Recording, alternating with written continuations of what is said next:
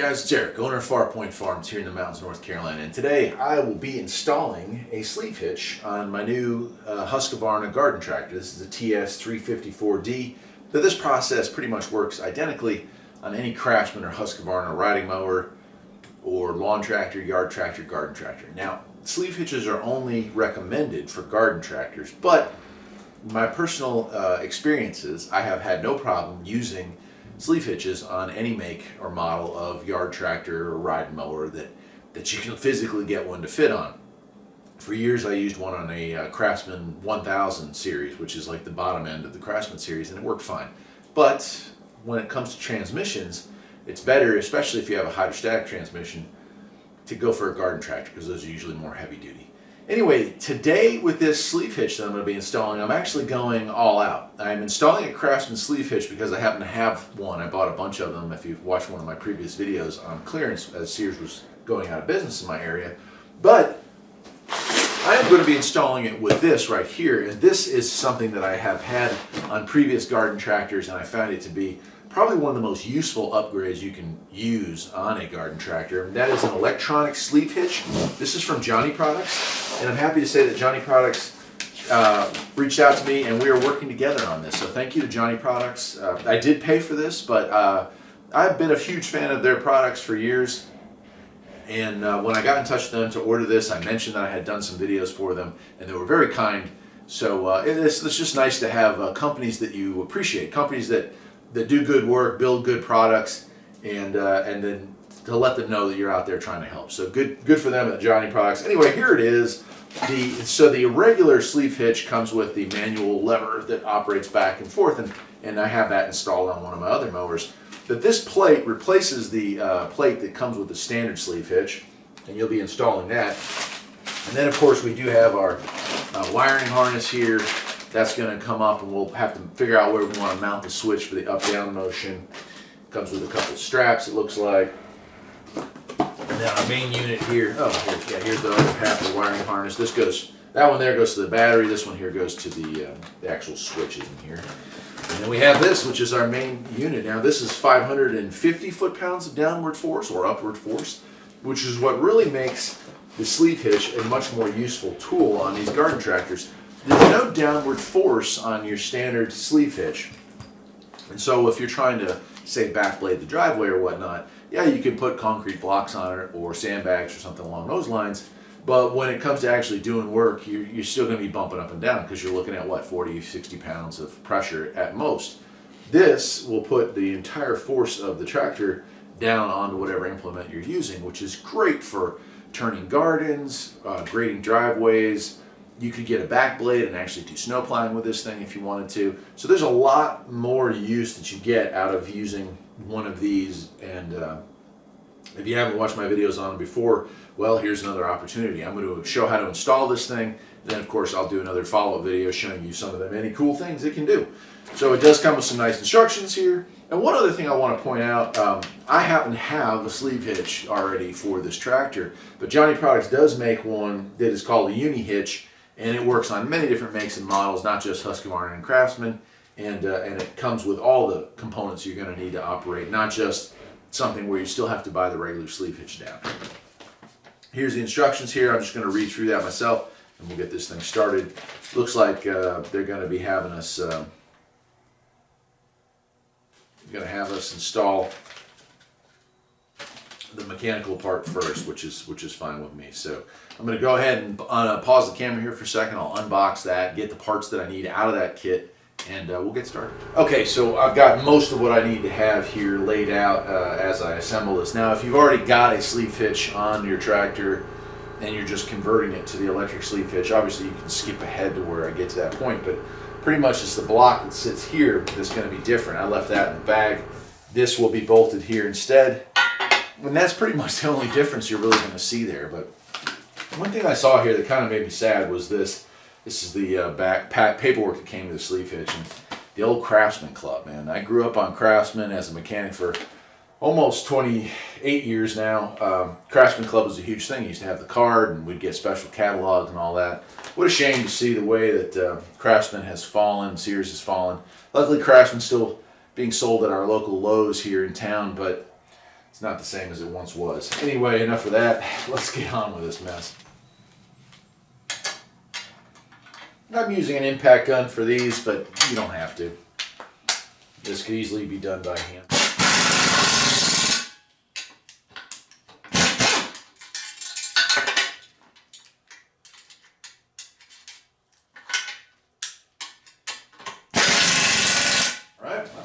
The next step here is to install these brackets here, these one on each side here, and there are holes pre-drilled, so I'll go ahead and install those.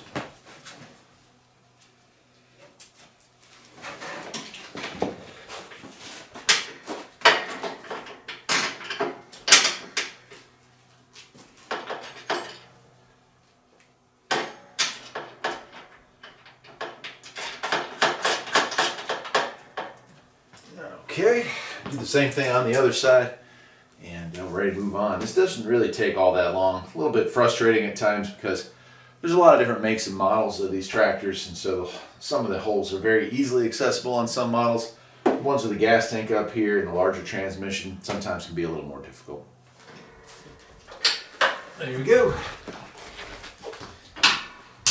And if memory serves, and it does, the next step is to slide this on. Just like so, and that's it. That's what holds it in place. We have one large bolt here that will go through here, if I remember. One of these right here.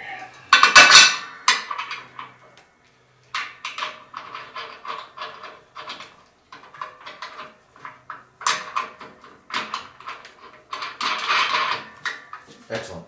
I'll go ahead and tighten that down, and we're ready to put the extension bracket on, the cylinder itself onto it, and then we're ready to do the wiring. As you can see, this is not a complex process. It does take a little bit of time to run the wires, but really this is something you can do in an hour easily.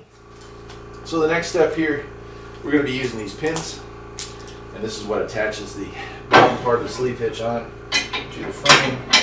Go ahead, slide those on there if you can, and there should be some lock washers, or not washers, cotter pins like these. We'll be attaching those to.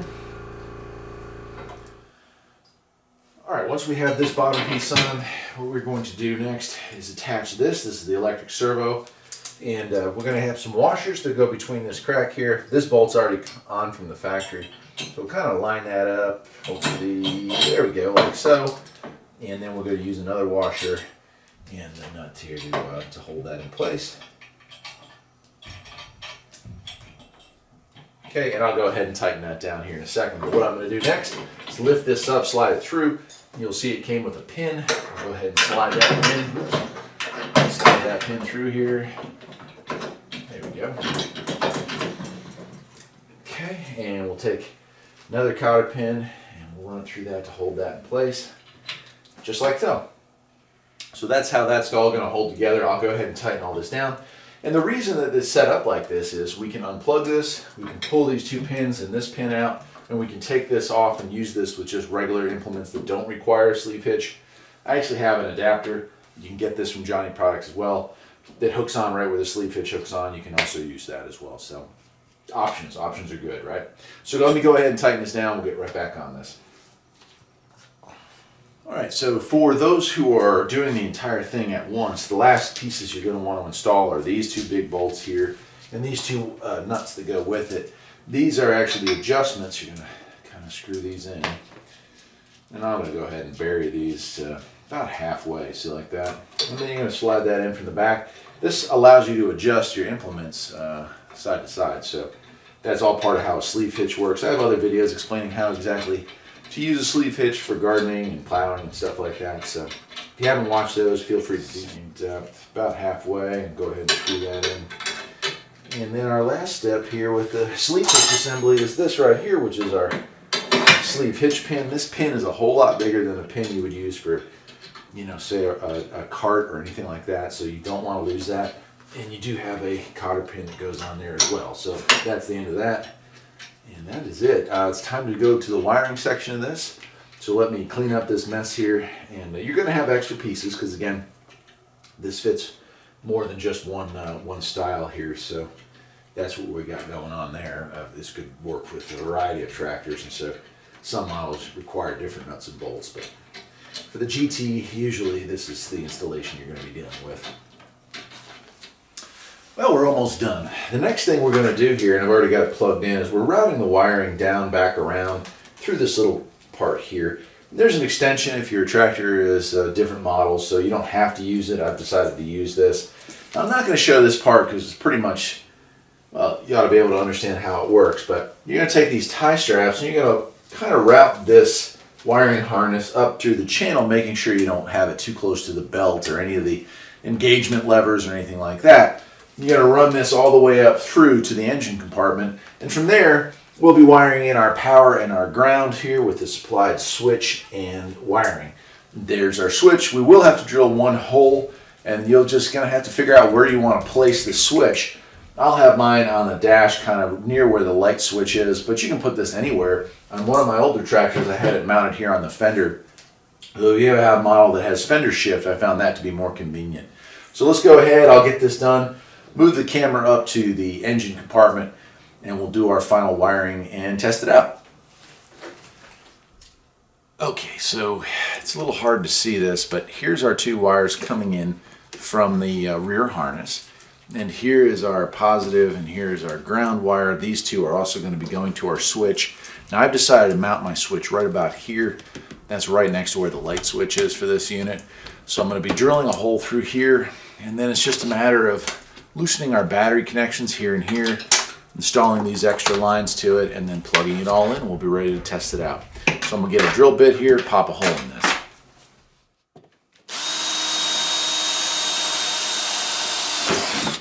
All right, there we go. Clean that off a bit. We're ready to install our switch.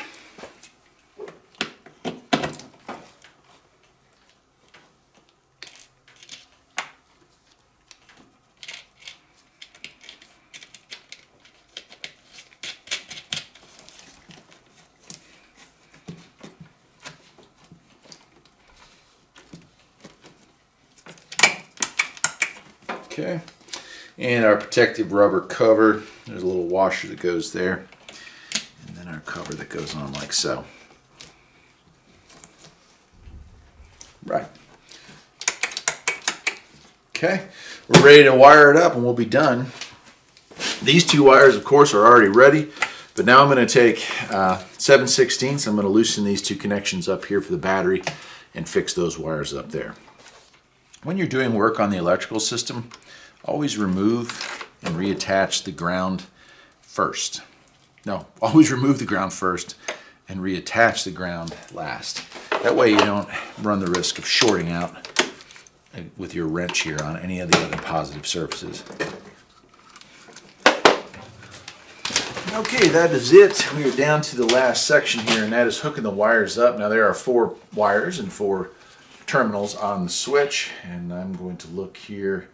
Looks like our positive is on this side, and our negative goes on this side, and then these two here go on the back 2 slanted terminals. Now I can't show you that, but I'll show you the picture of it here as soon as I get it done. And the instructions say, you know, depending on which way you want the switch to operate, you can always flip the back 2 blades, positive to negative, negative to positive, and that will reverse the mechanism. So if you don't like, if you want up to be down or down to be up, you can switch those 2 wires around. And the other thing you could do is just loosen this whole plug and rotate it around, so that works as well. I'm going to press the button here and let's see if this works. I hear noises, so that's a good sign. Looks like that's all the way down.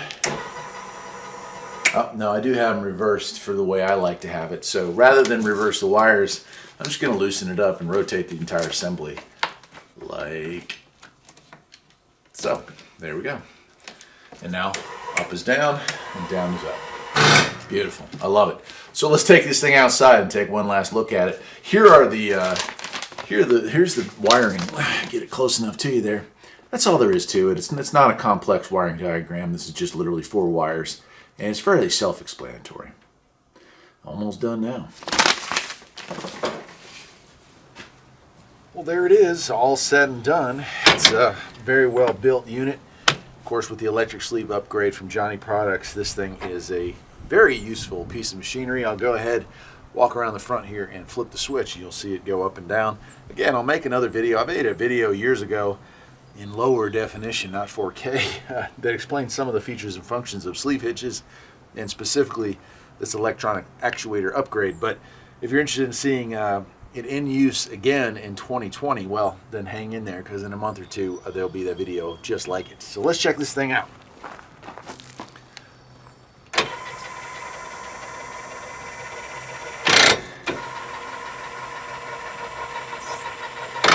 Wonderful. It's a great piece of machinery if you're going to use your garden tractor as a real tractor. And as you can see, I've added spacers and wheel weights and ag tires to mine. I intend to use this as a real tractor to turn my garden and work my driveway this year. This is an investment that I would recommend doing. I mean, it really adds to the usability of this unit, and there are a lot of sleeve hitch attachments that work a lot better with something like this attached to it. Anyway, that is it for today. I'm Eric, the owner of Farpoint Farms, and I hope you enjoyed this video. If you did, perhaps you'll think about liking and subscribing. I'll see you next time. Take care.